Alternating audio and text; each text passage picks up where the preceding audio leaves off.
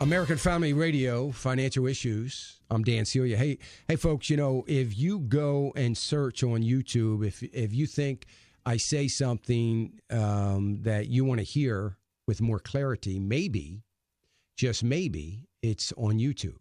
So we're doing our best to get these clips up on YouTube. And if you go to YouTube and search Dan Celia or search Financial Issues or one of those, you should get a list of current video clips. Some of them are 2 minutes long. Of course, a lot of them are on my website. So when you go to the front page of my website, I don't know what it looks like today, but I suspect that if you go on the front page of my website, you'll see, some recent clips from the program. And when you do that on my website, you can go to the next video and the next video and next video and so on and so forth. And it will, maybe you'll find the clip that you're looking for.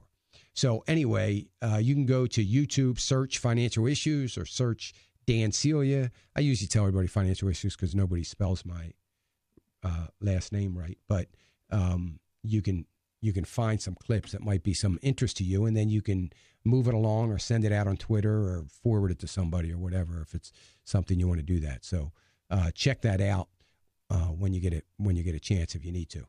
Anyway, let's get back to the calls. I was talking to Steve. Steve had a question on a couple different stocks. And Steve, as far as CIG, I mean, I only because, primarily, it's a holding company that, is not, it's a company that is specializing in utilities and electricity. Generally, there's not going to be a whole lot of movement in those kinds of companies. It's paying a pretty decent annual yield, and it seems to be a pretty decent company. I don't know that I would sell that. I mean, if you're in a position to hold it for the long term, which, I'm going to assume you are, I don't think I would sell it. I mean, I think I would probably keep it, if nothing else, for the, for the long term and for the income. So I'd probably keep that one. I don't remember. What was the other one? CPH? Let me see. It was CIG and CPL. Yeah, well, CPL, again, it's another energy company. They're down about 4% on the year. The other one's only down about 1% for the year. I don't know. Again, good yield, pretty decent fundamentals. I like the energy sector in Brazil. They have struggled. By the way, the energy sector in Brazil has struggled for the last 2 years. But I put back on my buy list some time ago PBR, which is Petro Brazil. I put that back on my buy list, and I added it myself to one of the endowments that I manage, and I've done very well since it's been on my buy list. So, I have that one too. Oh, good. So I would probably keep them. I think maybe, don't be too impatient. I think that, they've had a little bit of a bad run over the last, 2 or 3 years, but, I think they are a decent, they're a mid-sized company, and all the energy, it looks like it's going to continue to suffer. They're not getting the benefits from some of the oil. China gave Brazil a ton of money for their oil. And when they lent them all this money for their R&D and their drilling, China, being smart as they are, said, hey, look, when we lend you this money, we're lending it to you right now. And by the way, oil is at $60 a barrel right now. Don't think you're going to pay us back with $100 barrel oil. Ain't going to happen. So we'll lend you the money, but we want to be paid back with $60 a barrel oil because that's where it is when we lent you the money. So, that's probably hurt some of these. I know it's hurt Petro Brazil. It's hurt some of these companies a little bit. It's been good for China, but it's hurt some of them. So I think they're working through some issues. But I would probably keep them. I'd keep all three of them. At what point would you sell them if you were going to do that? Yeah, I mean, I would definitely, if I had to pick one that I was going to sell, since you have PBR, I would definitely sell the CPL. I mean, I would sell that if that gets, you start seeing that turning positive in the next year or so, and it gets up, above your cost basis, whatever that is, by double digits, anything double digits, I'd say 9% on up. I would probably sell it because I don't know that the fundamentals on that are as strong as the other two companies. Okay, well, thank you very much. The other two, I'd hang up. All right. You're welcome, Steve. I appreciate it, and thank you for your support. Let me go to Ronald. Ronald's calling us from Texas. Hey, Ronald. Ron? Oh, yeah. Yeah, go ahead, buddy. Okay, my wife is going to inherit, she's the beneficiary on her stepfather's trust fund. And my concern was that, she is going to, is she going to, also, inherit that debt that he's going to leave behind if he was to pass on? And he's not doing so well right now. And, she's afraid that she's going to, inherit the debt. He has, like, tons of hospital bill and debt and stuff like that. And, is she going to, have to worry about that? Are they going to just take everything, including everything he's left to her? I mean, what should we expect in situations like that? Well, so that's a great question, Ronald. I haven't had that question in a long time. I mean, what happens is the hospital, for instance, or wherever that debt is incurred, they have a right to audit or go after the estate and see what kind of assets the estate has. If the estate has assets, then they have a right to it until those debts are cleared. Now, what they won't do is, let's just say he's got $1,000 in his trust and he has $2,000 worth of debt. They will have a right to get $1,000, but they don't have the right to come after the heirs for anything over and above what's not his or not in the estate already. So they wouldn't be responsible for anything over and above what the estate didn't pay for. But if they so choose to, lien the estate, if they think the estate has some money in it, or, they pursue that, then, yes, they would have a right to do that.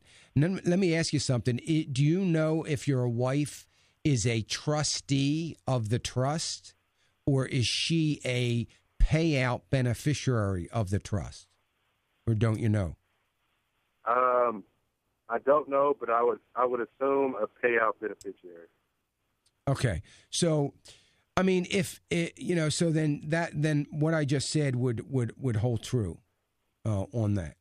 So, they can't come after her personally for the debt, but they can lien the estate. And if there's a estate lawyer out there listening, and I'm giving the wrong information, call and tell me. But that's the way it's been for a lot of years, but it may have changed. Okay? All right. Thanks, man. Thanks. All right, Ronald. Sure thing. I appreciate the call. Sorry, I wish I had better news on that, but it is, it's just the way it is, and there's not a whole lot we can do about it. 866-300-9298. Let me go to Jim in Virginia. And by the way, folks, the government, the IRS, has a 5-year look-back period.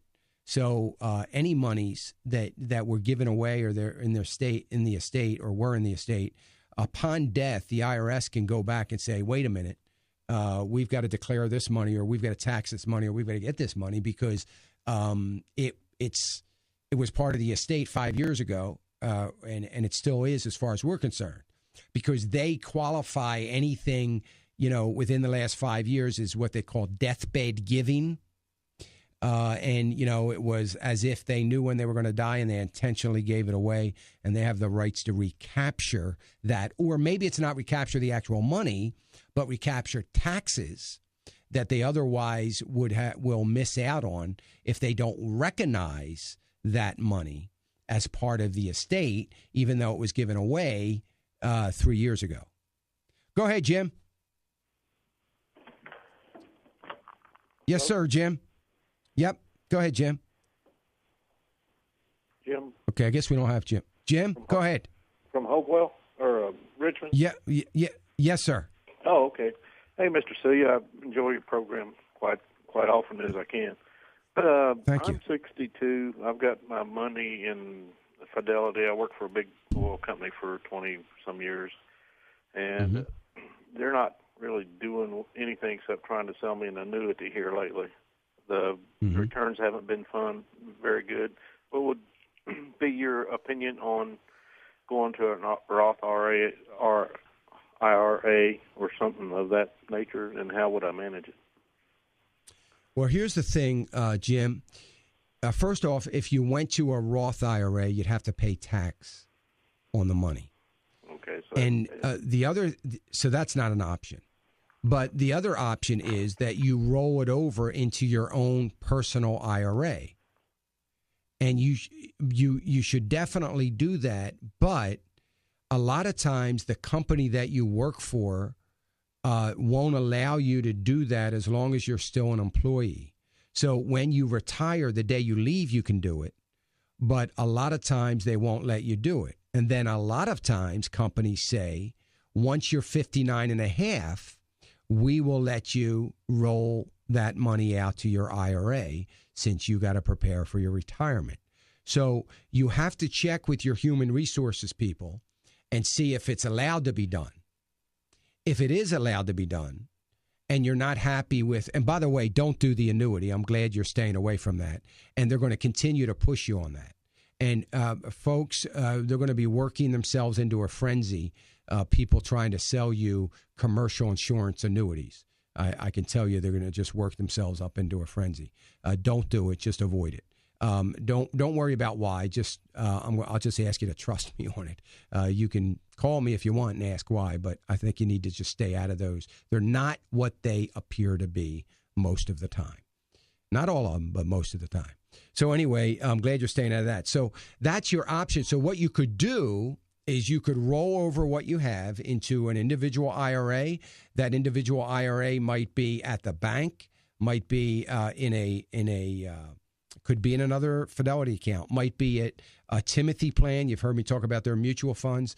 It may be you open up a E-Trade account or a Charles Schwab account or something like that and roll it over into that, maybe your credit union or whatever. But so the thing you can do to kind of get away from what you're doing, if that's what you want to do, would be to roll it out if you're allowed to do it.